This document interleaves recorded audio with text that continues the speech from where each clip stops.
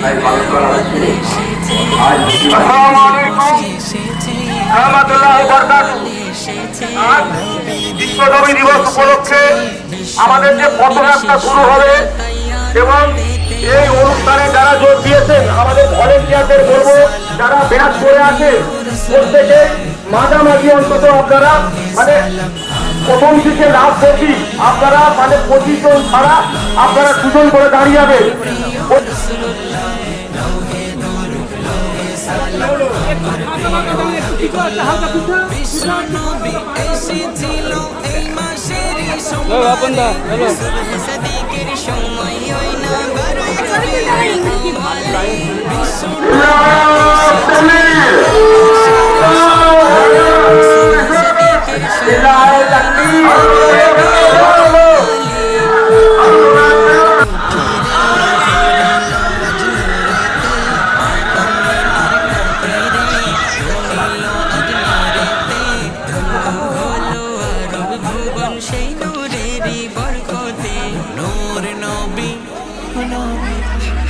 বিশ্বনবী মুস্তাফা